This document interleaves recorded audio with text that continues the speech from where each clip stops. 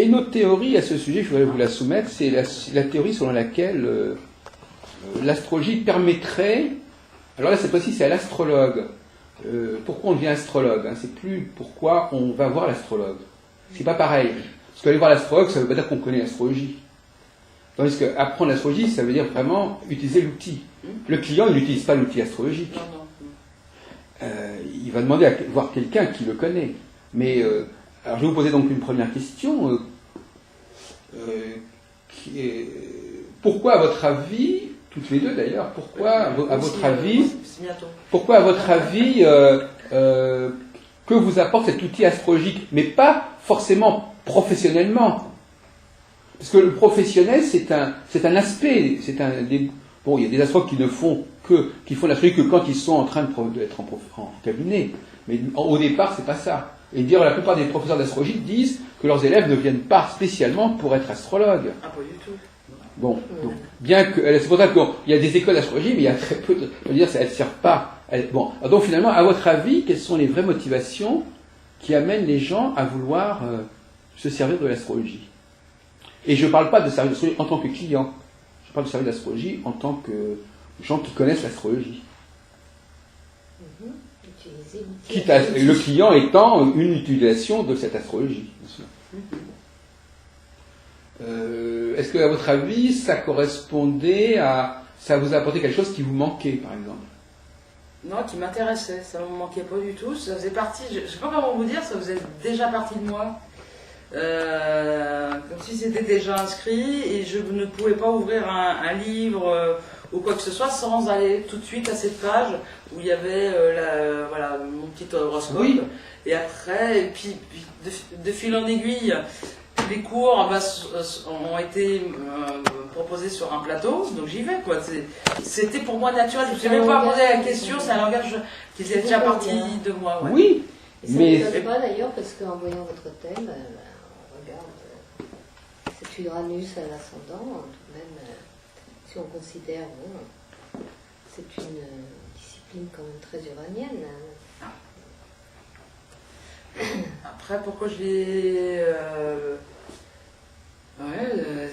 et de plus en plus, c'est comme si le fait de réapprendre quelque chose qu'on connaît, qui est déjà inscrit en soi, fait que c'était un outil tout à fait naturel de l'utiliser. Alors au début, on va l'utiliser par rapport à des gens, des proches, d'une manière comme ça, voilà, d'échange.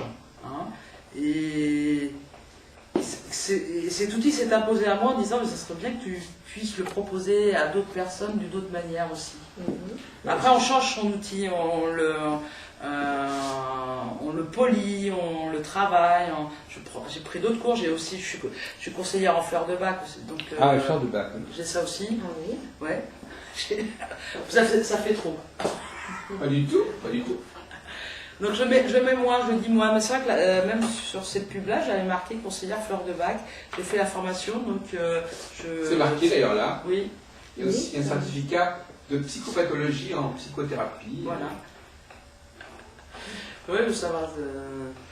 Mais attendez, je vais donc revenir sur cette réponse que vous avez donnée, parce qu'en fin de compte, je vais prendre un exemple un peu idiot. Bon, je ne sais pas si vous portez des lunettes, je pense. Oui, juste des loupes pour lire de près. D'accord. Bon. La plupart les lunettes, c'est typiquement un outil dont on a besoin, parce que sans cette lunette-là, on n'y voit pas assez bien. Exact. Bon, donc si on transpose cet argument au niveau de l'astrologie, prenons par exemple, vous dites qu'on fait le thème de proches. Bon. Les proches, on est censé les connaître. Donc, alors, il y a deux solutions. Soit vous ne les connaissez pas et vous voulez les connaître, soit vous les connaissez et vous voulez voir si l'astrologie confirme. Alors, il faut savoir si vous êtes dans le premier ou dans le deuxième scénario. Soit vous êtes... Alors à ce moment-là, vous dites, ouais, moi, j'ai voulu vérifier l'astrologie. Pourquoi vous avez voulu vérifier l'astrologie? Pourquoi cette idée de vérifier l'astrologie? Ou bien, effectivement, vous êtes dit, finalement, peut-être que je ne les comprends pas très bien, je ne sais pas très bien comment ils sont, ou bien ils ne me comprennent pas très bien, et l'astrologie pourrait arranger ça. Donc soit c'est un besoin scientifique, en quelque sorte, de vérifier un savoir auprès de cas qu'on connaît bien, ou si c'est au contraire un besoin existentiel qui consiste à mieux vivre sa relation avec autrui et avec soi-même. C'est marrant, je n'ai jamais posé ces questions-là. Ben, ça, il y a un début à tout. Là, c'est un début à tout. C'est chose que je ne voyais pas comme ça. Je pense que les deux en même temps, c'est à la fois. On a l'outil, donc comme ça, on l'expérimente.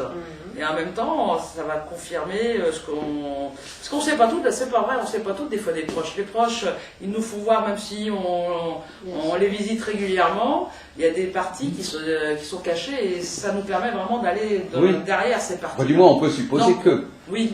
Et ça, donc, ça va confirmer ce qu'on ressent. Ça fait les deux en même temps. Oui, c'est ça. Ouais. Mais il y a une hypothèse qui est moins sympathique que celle-là, qui est que, effectivement, comme on dit, on ne comprend pas très bien. On ne comprend pas très bien les gens, on ne comprend pas très bien qui on est, on ne comprend pas très bien pourquoi les gens réagissent comme ça, on ne comprend pas très bien pourquoi ils vont se comporter comme ça, on ne comprend pas très bien pourquoi les choses se présentent comme ça, et on voudrait bien que ça s'arrange. Premier point. Deuxième point, on aimerait bien qu'on s'en sorte aussi bien que les autres. Deuxième point. C'est-à-dire, les autres, eux, ils s'en sortent, moi je m'en sors pas. Donc l'astrologie va me permettre de m'en sortir aussi bien que les autres. Bon, ça c'est une façon de réfléchir sur sa vocation à l'astrologie, c'est-à-dire effectivement, alors qu'est-ce que ça veut dire ? Il y a un truc qui est intéressant, c'est le mot langage. Qu'on entend souvent, le langage astrologique. Si l'astrologie est un langage, c'est un langage qui nous permet de comprendre quoi, qui parle, qu'est-ce qu'on traduit, etc. Est-ce que c'est une expression qui vous parle, le mot langage astrologique? Si l'astrologie est un langage, elle nous permet de comprendre quoi?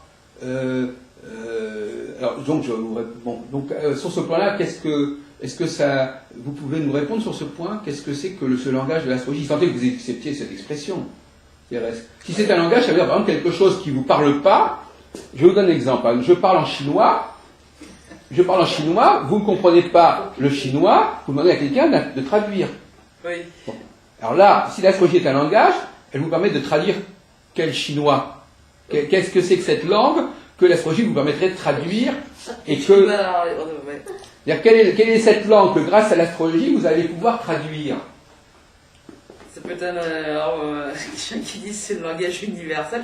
Moi je dirais quelque part, que ce soit avec les cartes, la numérologie, chacun a ses outils préférés, mais c'est pour retrouver le même discours, si c'est bien fait, quand c'est bien fait, on retrouve le même discours par rapport à la personne.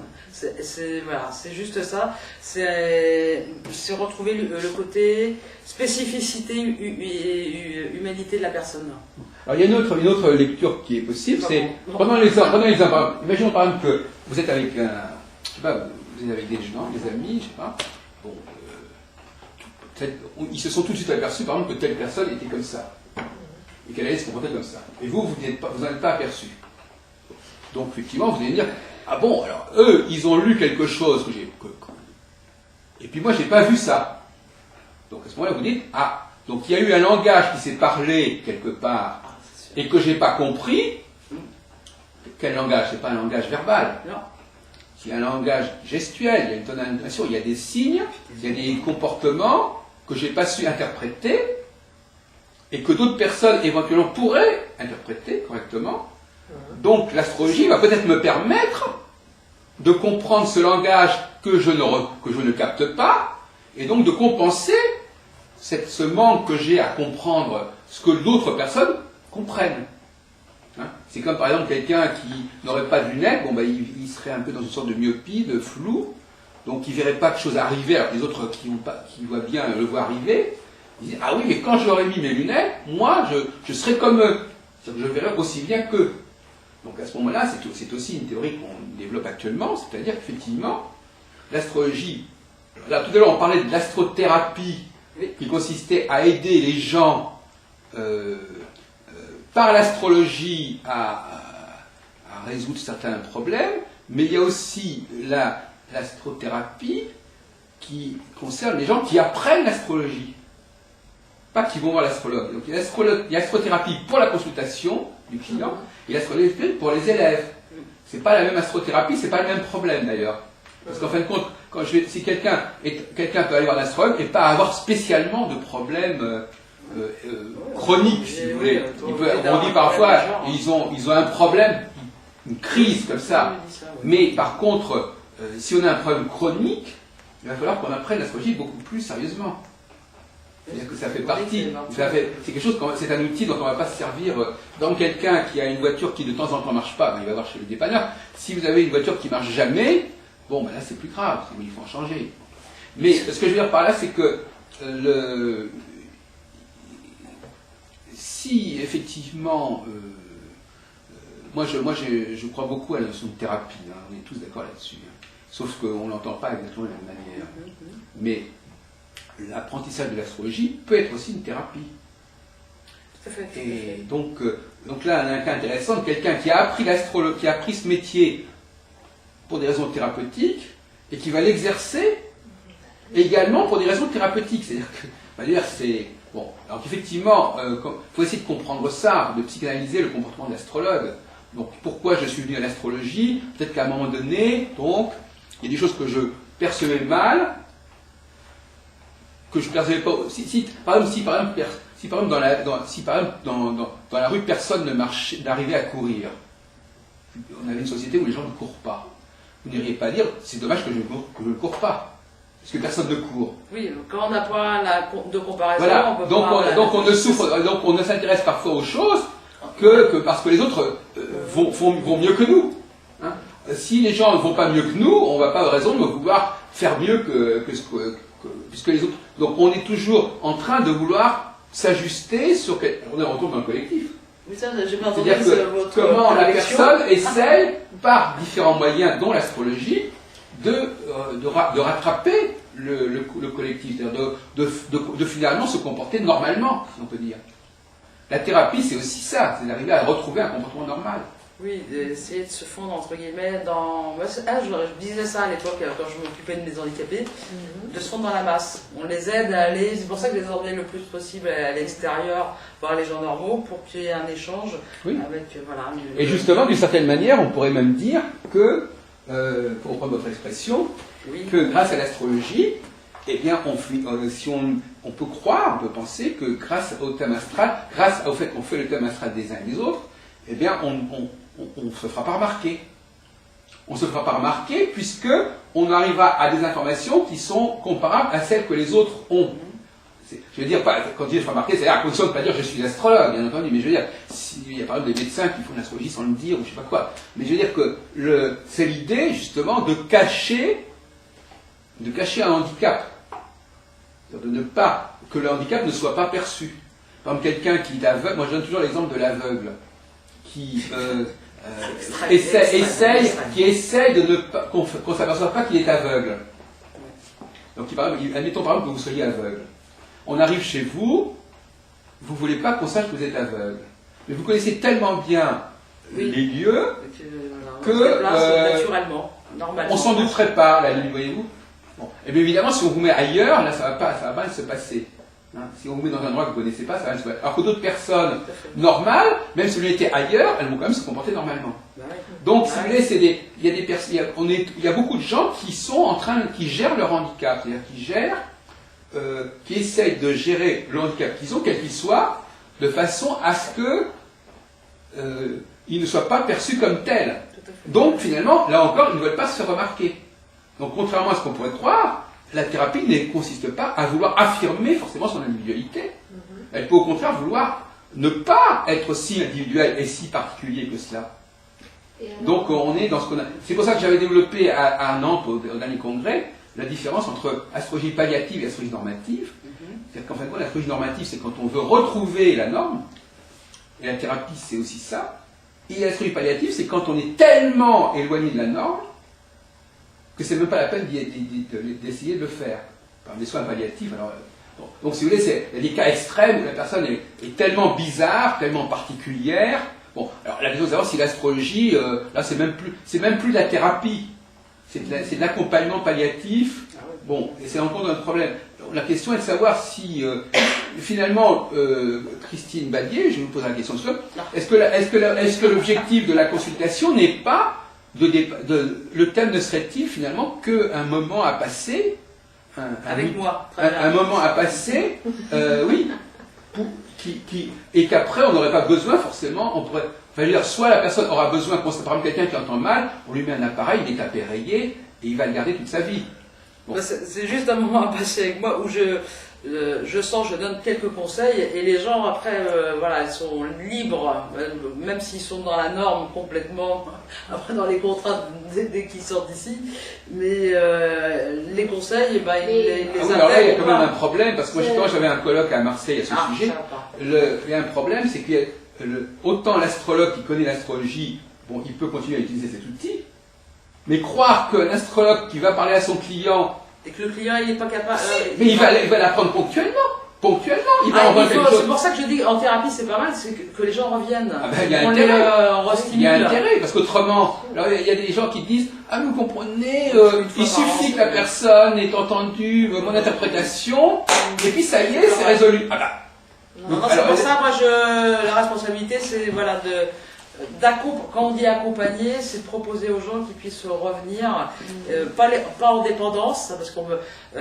C'est quand même des outils comme les cartes et l'astrologie qui peut rendre les gens dépendants. Je sais pas, il y a un côté un miraculeux. Oui, mais les gens qui apprennent l'astrologie, c'est bien ce que par contre, qui viennent une fois par mois. Les gens qui apprennent l'astrologie, ils sont dépendants, puisqu'ils peuvent faire l'astrologie tous les matins. Oui. Donc c'est là, alors c'est pas toutes bien. les semaines. Donc, non, d'apprendre, oui. Après, même, de recevoir en séance, après laisser les gens expérimenter, mais oui, qui reviennent régulièrement. Oui, mais ça c'est quand même, moi ça me fait un petit peu bizarre ces genres de propos, parce que je ne sais pas ce qu'en pense Mireille Petit, mais non, mais attendez, je le précise. Bon, il y a trois solutions. Soit effectivement la personne acquiert l'outil astrologique et elle peut suivre. Autonome. Voilà. Okay. Soit elle va voir l'astrologue une fois de temps en temps. Bon, et on se demande à quoi ça va servir, parce que finalement c'est pas un suivi. Si elle a des handicaps, elle a des problèmes, bon, on va peut-être la dépanner sur le moment, mais ça va pas résoudre son problème. Bon, alors donc finalement, alors soit effectivement cette personne sans apprendre l'astrologie aurait un suivi avec un astrologue. Ça c'est une situation encore un peu bizarre. C'est pas vraiment astrologue, mais elle serait quand même un suivi avec l'astrologue. On ne sait pas très bien, on voit pas très bien la viabilité de ce genre de projet. Soit la personne apprend vraiment l'astrologie, soit elle est constamment, soit si de toute façon normalement, c'est comme si par exemple je me disais, vous savez, vous êtes sourd, mais écoutez, si quelqu'un vous parle, vous m'appelez, et puis je vous dis, non, je veux dire, c'est n'importe quoi. Je veux dire, on peut pas, si quelqu'un a un problème, ce problème il peut se présenter à n'importe quel moment. Est-ce que chaque fois qu'elle a un problème, on doit intervenir? Vous comprenez? C'est ça. On sait pas ce que font certaines voyantes. Il y a des personnes, voilà. J'ai entendu, il n'y a pas toutes les 5 minutes, dès qu'elles ont un choix à faire. Et de laisser un peu de temps entre chaque séance, c'est bien parce que la personne expérimente, ça lui redonne de l'autonomie. Et en même temps, je ne peux pas non plus recevoir que des malades ou des handicapés. Les gens, ils se posent beaucoup de questions intérieures. Et le suivi permet, voilà, en plus avec la formation de psychothérapie, ça permet de redonner des clés. Mais ce clés. Suivi, alors est-ce que vous pouvez nous dire comment vous voyez ce suivi? Bien. Non mais attendez, très bien. Non mais je veux dire, si c'est une fois par an, c'est ça, vous appelez un suivi? Non, qu'est-ce que je vous ai dit? J'ai jamais dit une fois par an, hein, je dis, on peut pas être dans la dépendance, mais minimum une fois par mois. Ah, une fois par mois. Ah ouais. Il y a beaucoup d'astrologues qui ne le font pas. Je sais. Si, je crois. Bon, ça, je leur donne les clés, je donne mes cartes et tout, je leur dis, et je laisse toujours mon portable ouvert, je dis au cas où, quand c'est important, vous pouvez appeler quand vous voulez, qu'ils se sentent accompagnés. Ah oui, alors là c'est déjà plus lourd comme accompagnement. Beaucoup d'astrologues n'en sont pas là. Oui, mais les astrologues ne font pas ce suivi thérapeutique. Dans la psychothérapie, il y a oui. Et les psychothérapies, c'est psychothérapie, même c'est toutes les semaines. Voilà. Hein, bien sûr, même plusieurs fois par semaine. Ouais. Et vous avez des clients qui viennent toutes les semaines? Non, les deux cumulés, quand je sens que c'est urgent, on peut proposer tous les 15 jours, mais j'ai déjà eu une fois par mois. Et déjà, ça fait un bon suivi. Les gens, ils voient quand ils ont évolué. Oui, ça va. Alors justement, Christine Valier, qu'est-ce que ce suivi, justement, comment peut-on apprécier et jauger l'amélioration de l'état de la personne? Je ne sais pas très bien. Enfin, ça c'est une question aussi de. Est-ce que ça vous préoccupe? Parce que je ne sais pas. Voit la personne évoluer. La première fois que la personne vient, il y a un dossier sur elle. Après, je note voilà, les particularités, les difficultés. Et puis, quand on voit la deuxième personne, la deuxième fois, à moins d'être, comme vous dites, sourd et aveugle, on voit l'amélioration déjà le bien-être petit à petit qui s'installe. Puis après, quand la personne est prête, elle ne revient plus. Mais alors, à ce moment-là, il y a ces fameux problèmes de transit, tout ça. Alors, transit, ils vont aux toilettes. Non, mais je veux dire, qu'est-ce que vous venez de nous dire il y a quelques minutes qu'il y a des choses qui vont se représenter dans la vie de la personne. Oui, Jupiter. Bon, alors ça ne va pas cesser, Il y aura toujours des trucs que... Oui, mais une fois que la personne a intégré, a évolué, la personne va intégrer, va bouger en même temps que la planète, mais dans le côté pas qualitatif. Enfin, comme vous avez très bien exprimé, Mireille, les planètes se représentent, mais on les vit toujours de mieux en mieux. Oui, donc elle n'a pas besoin de le savoir, en fait. C'est ça que vous êtes en train de dire? Non, mais elle n'a pas besoin de connaître son thème pour le vivre. Est-ce que vous êtes en train de nous dire qu'à un moment donné, la personne... On vit de mieux en mieux. Donc elle le vit de mieux en mieux, donc elle n'a pas besoin forcément d'être coachée. À un moment donné, quand on va le sentir, quand les gens viennent, c'est qu'ils en ont besoin, et à un moment donné, on ne peut pas non plus être en dépendance tout le temps. C'est ça, donc j'essaie de comprendre. Donc à un moment donné, elle sera de l'astrologue, elle deviendra elle-même son propre astrologue sans faire de l'astrologie. Son propre maître. Oui, ça veut dire elle aura les informations, elle aura elle-même ses informations. Elle aura accumulé petit à petit les informations nécessaires. Pour après, à un moment donné, ça vient ne pas donner la main à être une petite fille. Voilà, donc ça vient bien confirmer ce qu'on disait tout à l'heure, c'est-à-dire qu'effectivement l'astrologie permet de gérer certaines situations qu'on n'arrive pas simplement à gérer et éventuellement de parvenir à un stade où on pourra à nouveau les gérer par soi-même. Donc, en fin de compte, quelque part, comme vous dites, quelqu'un qui est dans l'astrologie, il est dans la dépendance. Il se met dans la dépendance. Il reconnaît qu'il n'y arrive pas tout seul, et qu'il a besoin d'aide. Et puis même, quitte à ce qu'il revienne une fois de temps en temps, parce que même les gens qui sont de plus en plus équilibrés ou mieux avec eux-mêmes ont entre guillemets besoin d'être stimulés une fois par an, une fois, faire le bilan, on a besoin de l'autre quand même, on n'est pas encore tout seul sur Terre. Mais je voudrais revenir sur cette notion de cycle, parce que là vous nous avez expliqué, j'ai bien compris, que si on prend par exemple le cas de Jupiter, on va le voir passer en 12 ans sur tous les points du thème. Tout à fait. Bon. Alors, donc c'est pas vraiment ce qu'on appelle... bon, il y a trois, disons, tout à l'heure on dit qu'il y a deux théories du cycle, il y a trois théories du cycle.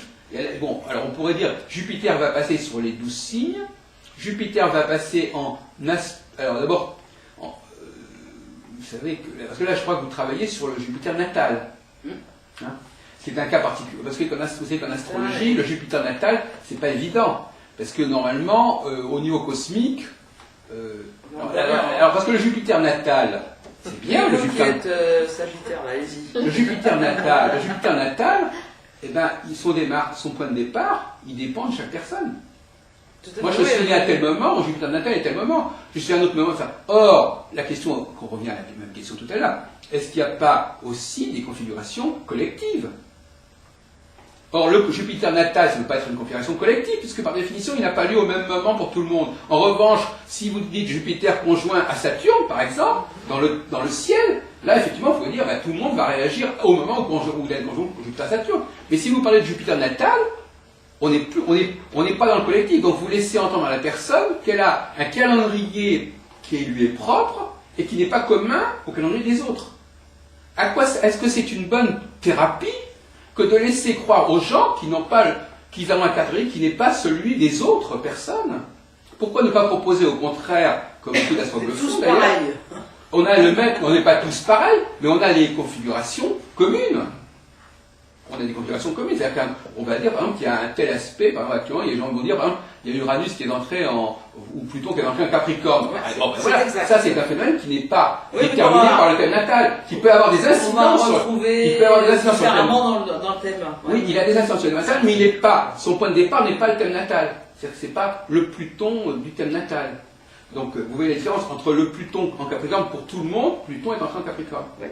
Ça, c'est Par vrai. contre, si vous étudiez Oui, le il y a Pluton une variété. natal, eh ben, le Pluton natal, il n'est pas au même endroit selon les gens. Donc les cycles n'auront pas lieu au même moment. Tout à fait, oui. Donc il est préférable, Au niveau des maisons, oui. dans l'idée même de thérapie, qui est l'idée de ramener les gens à une certaine norme, À la maison. à une certaine norme, impliquerait de les ramener à la conscience d'un cycle collectif, d'un cycle qu'ils partagent.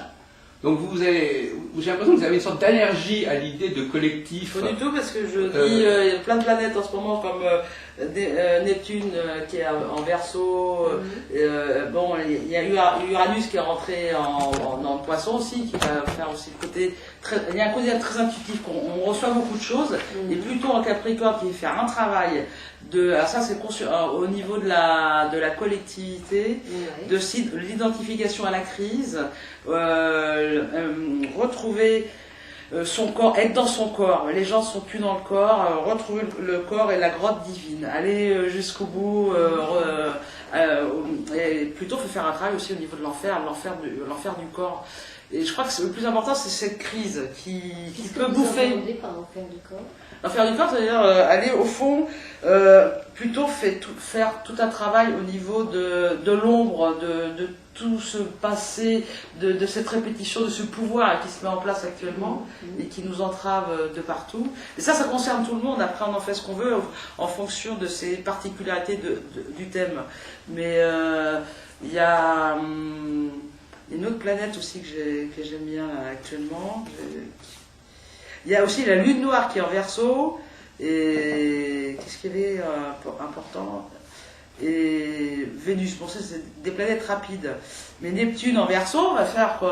Voilà, on est quand même très inspiré au niveau de l'humain, de quoi mettre en action. Ça peut concerner aussi, entre guillemets, prise en considération de la terre-mère, faire attention à elle. Neptune, c'est marrant, c'est comme si on était tout le temps inspiré pour nous sauver, se sauver ou vivre l'enfer sur Terre. On n'est pas encore dans le paradis. On a le choix, c'est un choix c'est très subtil. On y va.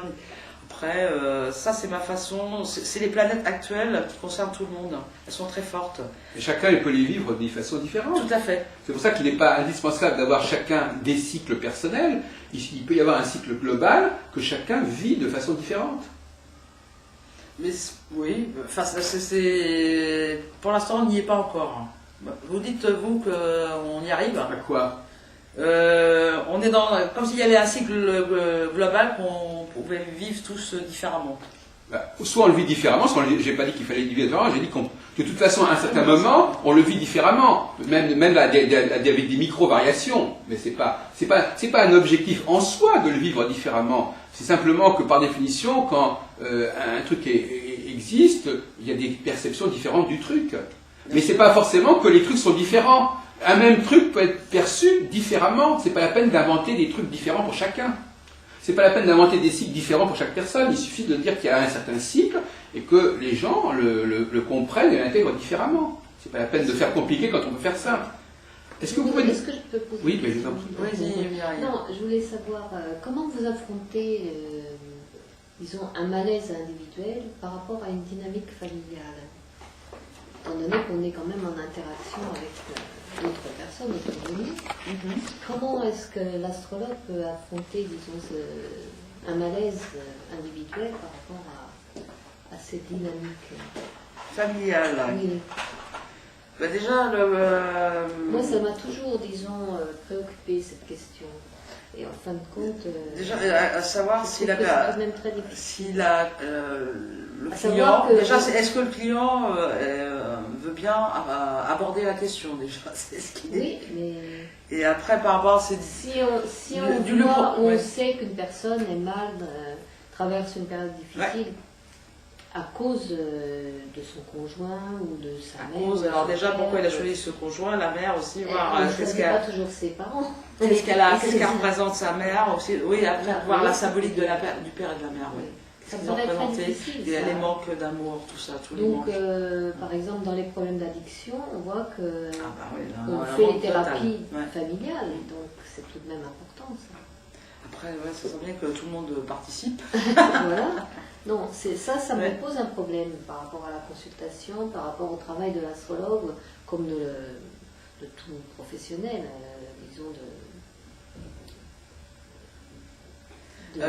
oui, le malaise est souvent, c'est pour ça que l'interdépendance avec des personnes, non seulement au niveau collectif, mais également familial, parce que la famille, c'est une petite cellule. Oui, c'est les bases. Mais enfin... c'est pour ça, c'est d'y aller, enfin, comme vous me dites, c'est un peu karmique, à un moment donné, c'est de voir comment la personne qui est en face de nous a perçu, a vécu, parce que peut-être que c'est pas la réalité, mais comment elle a vécu, la mère, le père, les manques, les difficultés, les croyances, la religion. Là, tu vois, la Maison Neuve, moi, je fais faire tout ce qu'on nous a inculqué de l'extérieur et comment nous, on en a fait un patrimoine, des fausses croyances, et de se réhabiliter le tout. Et le père, la mère, c'est très... Bon, déjà, on peut le positionner, mais comme la personne l'a vécu, il y en a qui en parlent très... Des frères et sœurs vont pas parler de la même manière des parents.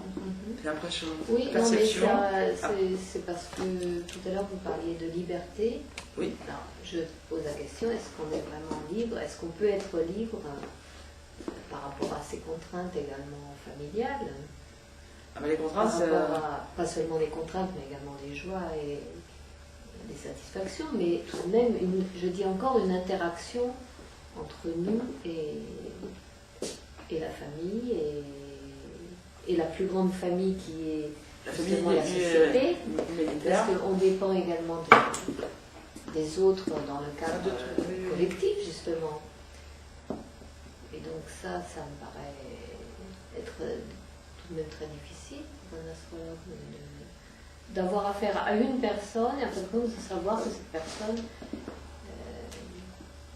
dépend d'autres personnes. Voilà. Pour moi, ça, c'est un problème. Il y a aussi le problème du contre-transfert.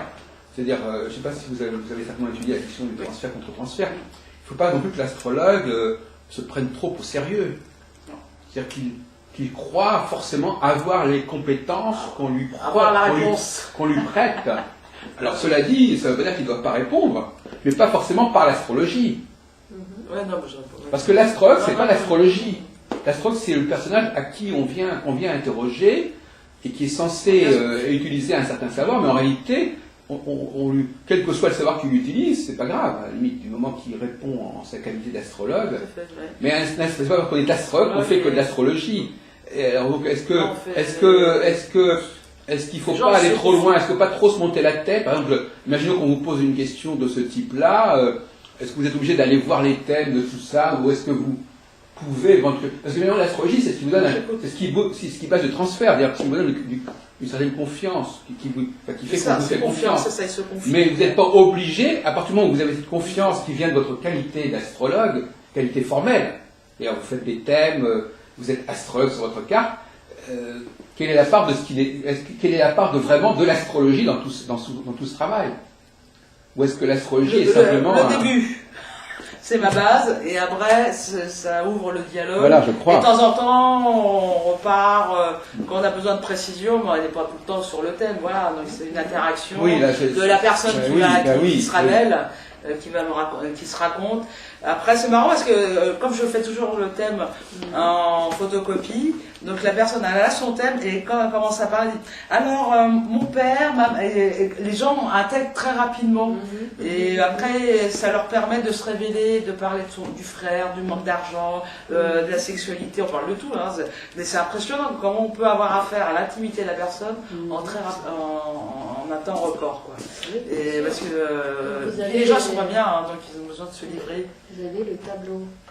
Ouais, et puis peut-être aussi, on reçoit une personne, est-ce que j'arrive à mettre en confiance? Est-ce que les gens se sentent rassurés? Est-ce que je vais être peut-être représenté? Alors, il a peut-être pas tort avec les contre-transferts. Est-ce qu'on représente quelqu'un qui va être sécurisant comme un père, une mère? Enfin, je sais pas. Hein, il y a tout. Hein, mais donc, être vraiment dans l'éthique d'écouter, mais voilà, hein, avec toujours une distance pour être dans une écoute tout à fait efficace.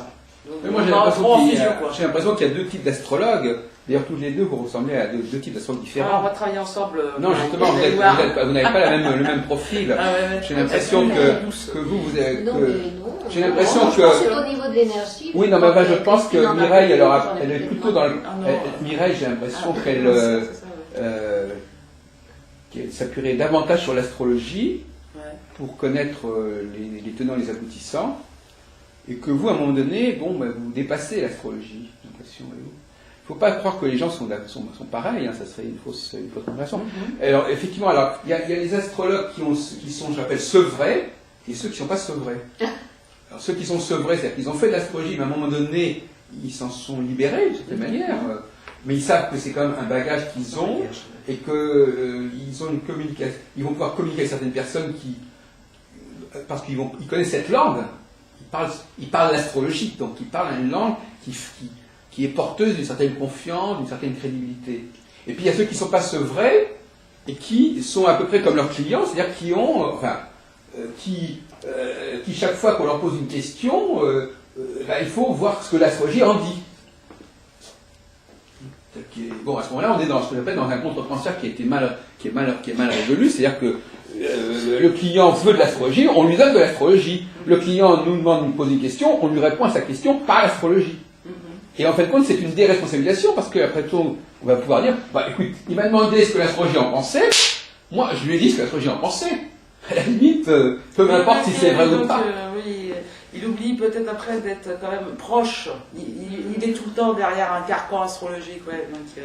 Ouais, l'astrologie, alors on peut dire, il y a des gens qui sont là-dedans, hein. L'astrologie dit que, donc il y a une espèce de répétition de ce qu'on sait de connaissance.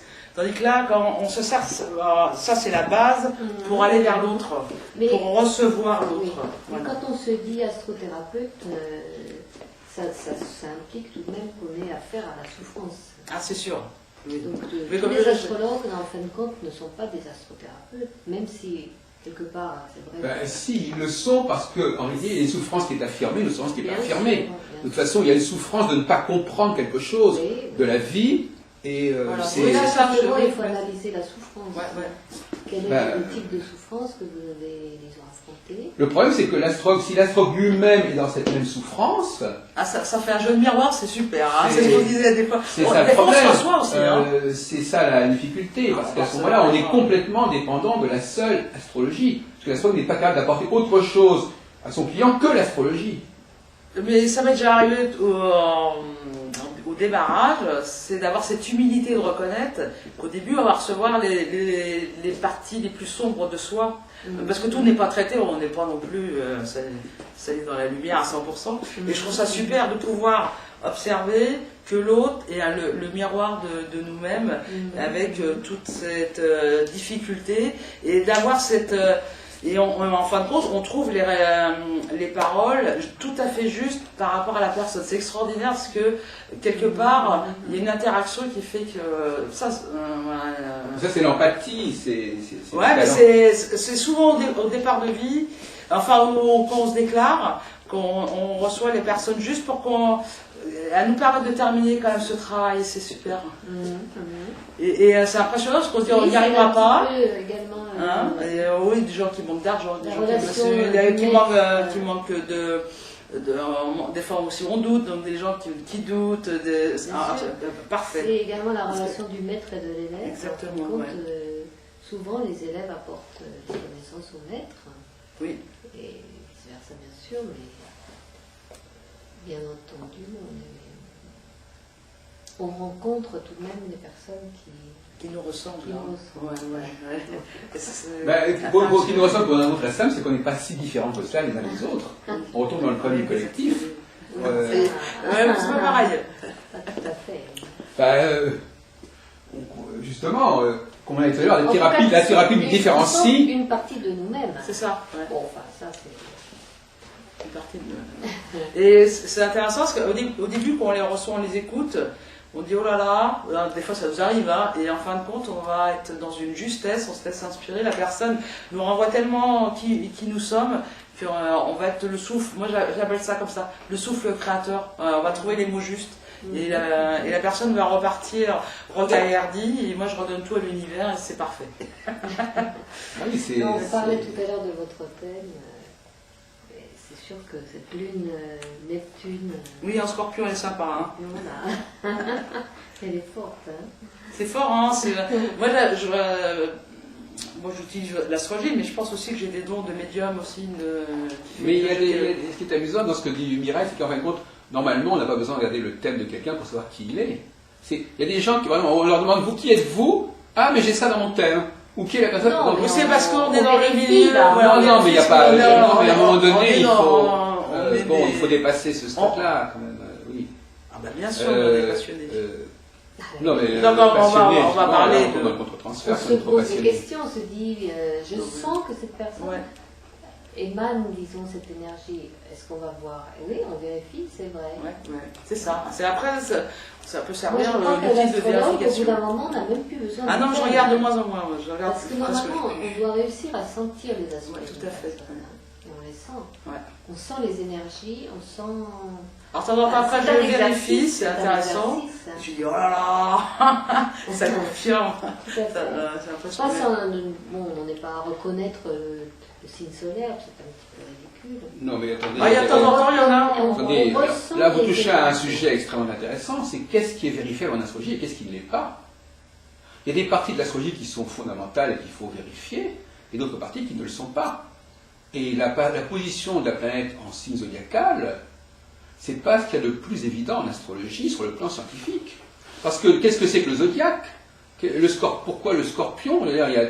Donc il y a des choses. Alors il y a une hiérarchie. Nous on a créé une structure qui s'appelle le NOA, le nouvel astrologie.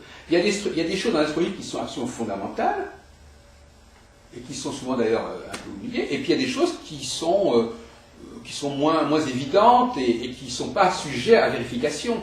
Et en l'occurrence, par exemple, si on prend la question des cycles, c'est beaucoup plus intéressant de vérifier une cyclicité et des phases d'un cycle que de vérifier si une planète est dans tel ou tel signe. Parce que les signes zodiacaux, c'est un ensemble extrêmement hétérogène, extrêmement complexe, sur lequel il y a beaucoup à dire. Et il y a beaucoup.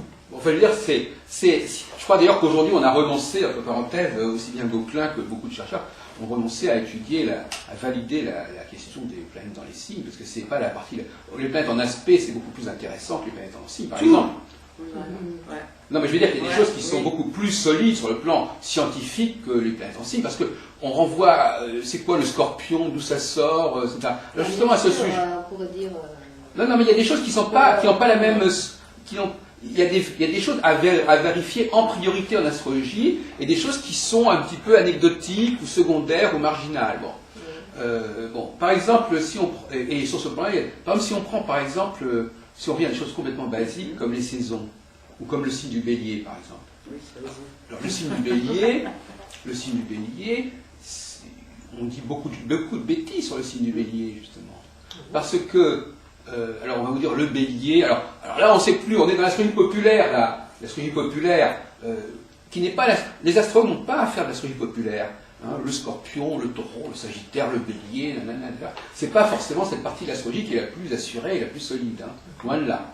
Et par conséquent, eux ils ont d'autres repères, ils ont les équinoxes, ils ont les maîtrises, ils ont les éléments, enfin ils ont d'autres choses, ils vont pas. Mais malgré tout, cette astrologie populaire, elle est quand même très très forte hein, dans l'esprit de beaucoup d'astrologues, malheureusement. Et donc, si on prend le cas du bélier, par exemple, on considère qu'il est souvent lié à l'équinoxe de printemps. Alors, l'équinoxe de printemps, comme son nom l'indique, l'équinoxe, qu'est-ce que c'est l'équinoxe? C'est un moment extrêmement bizarre, l'équinoxe. C'est un moment d'équilibre, pas très clair, c'est pas très clair le moment d'équinoxe. Par exemple, quand vous avez le début du printemps, c'est pas l'été, hein, le printemps. On voit quelques petites choses qui germent comme ça, mais enfin, je veux dire, c'est pas encore les grands feuillages, etc. Donc effectivement, les deux solstices correspondent à des réalités beaucoup plus affirmées que les deux équinoxes.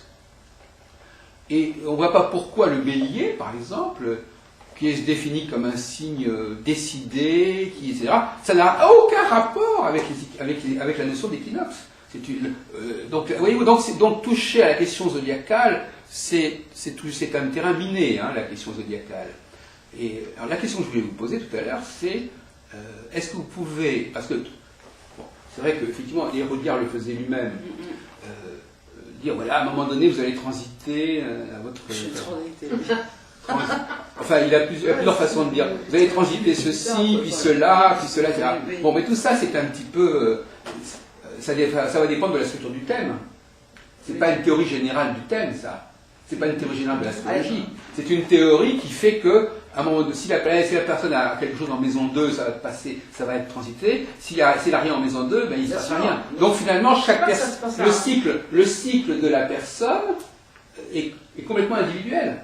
C'est-à-dire que vous dites le cycle de Jupiter, vous pourriez dire qu'il y a un cycle de Jupiter pour l'humanité. Tout à fait, oui. Mais le cycle de Jupiter pour l'humanité, c'est pas le cycle de. C'est pas les milliards de cycles, c'est les milliards de thèmes qui ont chacun des positions différentes. Parce que là, il n'y a pas de cycle. Il y a un cycle commun, un cycle collectif. Est-ce que vous avez une notion de ce que c'est qu'un cycle collectif, c'est-à-dire qui ne serait pas spécifique à une personne donnée? L'astrologie, avant de rentrer dans la spécificité, par exemple, si je suis médecin, par exemple, avant d'étudier votre cas particulier, je sais ce que c'est que le corps humain. Ou je sais ce que c'est que le corps d'une femme. Après, je peux préciser. Et là, on a l'impression qu'on est dans une situation extrêmement bizarre, où on sait le cas particulier, on ne connaît pas le cas général. Donc, on sait que, effectivement, dans le cas machin, il va passer sur Jupiter, puis sur les nœuds, etc. D'accord? Mais si on vous demande quel est le cas général, quel est le cycle général, par quelle phase passe le cycle de Jupiter, par exemple? Quelles sont les phases successives du cycle de Jupiter, en dehors du cas particulier de monsieur Untel? C'est-à-dire, quelle est la théorie générale du cycle, dont on pourra ensuite faire une application personnelle et particulière? Alors, est-ce que vous avez, je ne sais pas, il y a Yves Lenom a écrit là-dessus, Barbeau a écrit là-dessus, il y a des théories sur le cycle. Il faudrait, à mon avis, ne pas mettre la charrue avant les bœufs, c'est-à-dire qu'il faudrait d'abord avoir une théorie cyclique qui peut d'ailleurs intéresser le client, parce que même si, après tout, cette théorie cyclique, elle donne des opportunités, elle passe par des phases, par des crises elle-même, etc. Et avant même de savoir comment ça va se répercuter dans le thème de cette personne. On a l'impression l'astrologie est complètement plombée par l'astrologie individuelle, l'astrothérapie. C'est comme si, à la limite, on pourrait dire que l'anatomie est faite par les gens qui étudient des gens qui sont anormaux. Je veux dire que c'est comme si on étudiait la norme à travers ce qui n'est pas la norme. Bon, on va pas, avant de commencer à étudier ce qu'est le cas de monsieur Untel, il faudrait quand même capable de décrire ce qu'est le cas général. Donc, avant d'étudier le cycle de monsieur Untel, il faudrait d'abord dire quel est le cycle général. Or, on a l'impression que là, l'astrologie est tombée dans les mains de gens qui étudient des cas particuliers et qui ont des difficultés à décrire le cas général global. Alors, par exemple, les 4 saisons, par exemple, ça peut être utilisé avant d'aborder la question des signes zodiacaux, il faut déjà parler des saisons. Les signes zodiacaux, c'est une subdivision. Entre parenthèses, pourquoi est-ce qu'on passerait de la balance au scorpion brusquement en quelques secondes quand la lune change de signe, par exemple? Ça veut dire quoi? On est toujours dans l'automne. Pourquoi est-ce que l'automne deviendrait, en l'espace d'un jour, balance, puis après scorpion? Pourquoi il deviendrait d'abord vénusien, puis martien? Il y a des choses dans le zodiaque qui sont tellement contrastées que ça ne colle pas du tout avec la théorie de l'évolution des cycles. Un cycle, c'est pas contrasté, un cycle. Un cycle n'est pas contrasté. Un cycle, c'est une évolution qui passe par des phases. L'utilisation du zodiaque comme processus de subdivision d'un cycle est très problématique parce qu'on a l'impression de changements absolument à vue d'œil en l'espace de quelques minutes quand il y a un changement d'ascendant, etc. Le zodiaque, c'est pas du tout fiable sur le plan symbolique. c'est quelque chose de très... Alors, et pour ça, beaucoup d'astrologues aujourd'hui se méfient énormément, que ce soit Nicolas, que ce soit... Je veux dire que la symbolique du scorpion, bon, d'où ça sort, on ne sait pas très bien. Bon, alors maintenant, si on dit, ah oui, mais j'ai vérifié, alors ça pose un problème. Alors, si on vérifie un système qui ne tient pas debout, qu'est-ce que ça veut dire? Ça devient un problème intéressant. À ce moment-là, ça devient comique. Effectivement, si j'élabore un truc qui ne tient pas debout, mais je dis, imaginons par exemple, j'élabore un truc complètement délirant, et puis les gens l'appliquent et disent, ah mais ça marche très bien, qu'est-ce que vous diriez? Vous diriez, ben finalement, ça veut dire soit que je suis capable de trouver toujours un moyen de faire coller les choses, enfin, vous diriez quelque chose, mais je l'ai dit tout à l'heure, Mireille, mais apparemment tu n'écoutes pas, on ne peut pas valider la théorie astrologique au niveau du thème natal. Le thème natal, c'est une consultation, c'est une thérapie, et c'est pas le lieu de la validation. La validation, elle se fait statistiquement, elle se fait en plus avec des modèles qui sont déjà cohérents. C'est-à-dire qu'il faut que le modèle soit cohérent avant de l'appliquer. Et pas dire, le modèle ne tient pas debout, mais je vais voir si ça marche. Il y a des méthodologies à suivre, mais c'est vrai qu'effectivement, il y a une lutte entre les astrologues masculins et féminins, parce que les femmes sont beaucoup plus pragmatiques. Elles disent, on va voir ce que ça donne, on ne sait pas d'où ça vient, d'où ça sort, d'où ça tient debout, mais ça... C'est le terme exact, effectivement. Et comme on l'a dit, dans le domaine de la consultation... à comprendre l'utilité d'une technique, d'une méthode. Et pas comment elle est construite, ni d'où elle vient, ni si elle est cohérente. Non. Oui, bien sûr qu'elle est cohérente, parce qu'elle existe, mais j'avais fait... C'est vrai que moi, personnellement, je m'attache tout de même à l'utilité. L'astrologie existe depuis la nuit des temps, elle est née en quelle déjà fait tout un truc de... Oui, parce que j'avais monté le thème de ma prof de psychothérapie, et avant j'avais présenté l'astrologie, donc je m'étais renseignée, et il n'y a pas de souci, c'est vraiment quelque chose qui existe depuis l'éternité, quoi, donc... Voilà, après, si on remet tout en compte, tout le temps, les tous les outils. À la cyclicité de la planète, c'est pas mal. C'est considérer qu'il y a un retour, donc. Hein, oui. Il y a un retour de situations qui sont les mêmes. Oui, mais la question de savoir qu'est-ce qui se passe pendant le cycle. Voilà. C'est ça la question. Oui. Mais est-ce que les situations sont les mêmes? Non, mais peu importe. Elles sont pas les mêmes. Ça veut dire quoi les mêmes? Mot pour mot, littéralement. Les mêmes qui sont de même nature. De même nature, je propose, oui. Moi, personnellement, je n'utilise pas trop. Enfin, je ne m'attarde pas trop sur la cyclicité. Mais quand vous dites que la Lune est qu'une planète est en tel signe, c'est ce que vous dites. Vous dites que les gens qui ont telle planète dans tel signe sont de même nature, on n'en sort pas. La question n'est pas toute. C'est pareil, c'est exactement la même chose. Quand vous dites j'ai vérifié que vous avez Lune en Scorpion, ça correspond. Donc ça veut bien dire que vous pensez que la Lune en Scorpion c'est un concept qui est valable et que tous les gens qui ont la Lune en Scorpion correspondent à ce concept. On n'en sort pas.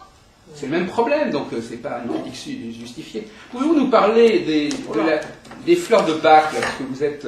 Nous, on s'intéresse beaucoup à tout ce qui peut différencier les astrologues les uns des autres. Vous proposez donc l'astrologie, le tarot et les fleurs de Bach. Est-ce qu'il y a une correspondance entre les fleurs de Bach et l'astrologie?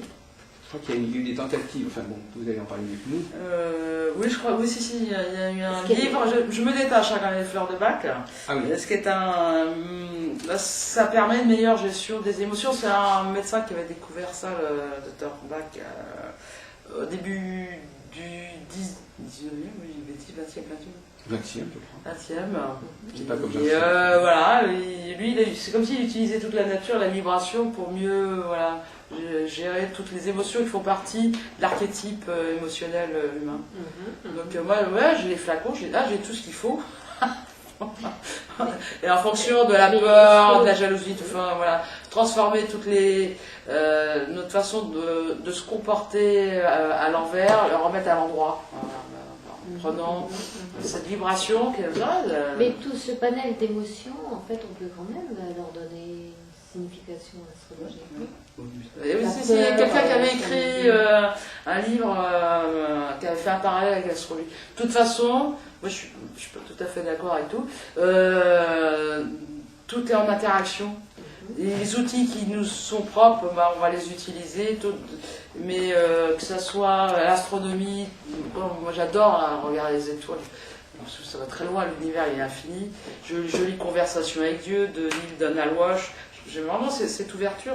Et je lui dis, tout est lié, quoi. Puis on va choisir ce qui nous correspond. Puis on va donner. Puis les gens qui viennent nous voir, c'est qu'ils sont intéressés par notre façon de travailler, les outils, mais pour arriver à la même chose, hein, d'une certaine manière. Hein. Bien sûr. Voilà. Mais vous nous parlez là dans ce texte là, que vous avez commencé à nous lire, là, c'était intéressant. Ah ouais, mais ça donc vous pensez que l'astrologie, elle a pas évolué l'astrologie? Si, vous nous dites qu'elle est là, comme elle a toujours existé de toute éternité comme elle est aujourd'hui, vous croyez? D'abord, il y a les planètes nouvelles qui n'étaient pas connues dans l'Antiquité. Qui n'existaient pas à l'époque. Ouais, non, j'aime bien, ça je pense que c'est juste, l'astrologie utilise les planètes du système solaire qui dans l'univers sont les plus proches de la Terre, donc on utilise l'influence de ce qui nous touche. Tout est en tout et tout est énergie, mais on va pouvoir dire tout ça, tout ce qui est en haut est en bas, et ça aussi non, mais je crois que c'est aussi ce qu'on disait tout à l'heure, l'énergie. Vous aviez parlé de l'énergie, je trouve ça très juste, parce que l'énergie est partout. Là. Et donc je lis, je suis membre de l'EEPA. Oui, c'est mon école où j'ai... C'est une école. École de philosophie. Ouais, vous pouvez le taper sur Internet. Oui, et vous avez donc c'est là où j'ai pas 5 ans. C'est là où j'ai fait ma formation de psychothérapeute. On y allait le soir. Avec toute cette approche. Quelle est cette école? À Bioche. Vous tapez recréer et vous avez tout. Recréer, c'est joli. Recréer, pourquoi? Parce que c'est leur sigle aussi, recréer, EPA, École de philosophie de psychothérapie appliquée. Donc voilà. Donc ça s'est ouvert quand je faisais partie du mouvement, c'était vraiment à l'origine. Et puis il y a des choses comme ça qui nous sont proposées, on ne sait pas pourquoi. Et puis après j'ai participé. Il y avait aussi après le truc universitaire qui s'est aussi mis en place et j'ai fait un cursus qui permet d'avoir ce Voilà. Donc effectivement, tout est, comme on dit, tout est dans l'interaction, et puis il est bien difficile d'isoler les facteurs. Ça, tout est le haut, bas, voilà, tout est énergie, tout est onde aussi. Hein, donc effectivement, comme vous dites, au début, l'astrologie n'était pas utilisée partout pour tout le monde. Non. Non, parce que c'était... Ouais, donc il y a une déviation, il y a une déviance à un moment donné. C'est logique. Non, mais c'est très important ce détail. Il y a entre utiliser l'astrologie pour les rois ou les princes ou les grands décideurs et l'utiliser pour n'importe qui et en plus en thérapie. L'astrologie n'a pas vocation au départ à être une thérapie de toute façon, historiquement. Voilà. C'est bien, c'est que les outils, on les donne à la portée de tous. Et puis, mais comme on est quand même... Il y a une démocratisation de tout, hein, d'une certaine manière, mais savoir... Il y a une démocratisation de l'astrologie, c'est ça le grand problème. C'est le grand problème, parce qu'en fin de compte, imaginez que un savoir soit utilisé, si c'est le savoir qui concerne les grands décideurs, c'est un savoir qui n'est pas viable pour étudier des gens qui ne sont pas des décideurs. Donc c'est une déviation de l'utilisation, etc., dans une perspective, comme on l'a dit tout à l'heure, thérapeutique, qui fait qu'effectivement, les personnes qui ont des difficultés ont une demande particulière qu'il faut pouvoir gérer. Mais bon, maintenant, est-ce qu'il n'est pas mieux aller voir un psychanalyste ou un psychothérapeute qu'un astrothérapeute? Il y a plein de gens, les gens du pouvoir utilisent énormément l'astrologie, les cartes, mais c'est sûr que c'est un pouvoir qui est tellement miraculeux qu'on peut en faire n'importe quoi pour avoir encore plus de pouvoir. Attention à du pouvoir partagé, j'ai pas dit du pouvoir sur l'autre, hein. Mais tous les dons, là, les médiums, on peut utiliser tout à l'envers. Hein. Prenons l'exemple. Mais les puissants utilisaient l'astrologie également pour justifier leur pouvoir. Ouais. Je dirais. Oui, mais imaginons par exemple que, je ne sais pas quelle conception vous avez de la société humaine, mais dans la société humaine, il y a effectivement des gens qui ont du pouvoir, je parle pas qui ont du pouvoir, qui ont une autorité, etc. Bon. Et généralement, il est souhaitable de se rapprocher de ces personnes-là. Hein. Et dans beaucoup de cas, il vaut mieux se rapprocher des gens qui ont du pouvoir que de croire qu'on a soi-même un pouvoir qu'on n'a pas. Bon. Donc il faudrait aussi être capable de conseiller correctement les gens en ayant une représentation cohérente de la société et qu'ils comprennent qu'effectivement il y a une hiérarchie et que on sait très bien que dans la vie politique ou professionnelle, etc., si on ne sait pas se rapprocher des personnes qui ont un certain potentiel, on va nulle part.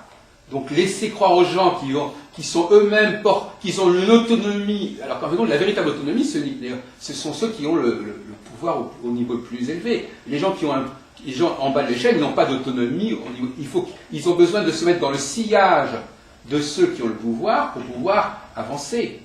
Donc il faudrait aussi que l'astrologue ait une connaissance cohérente du monde tel qu'il est et qui ne véhicule pas une représentation des choses où tout individu, dire qu'est-ce que ce serait qu'une armée où il n'y aurait que des généraux.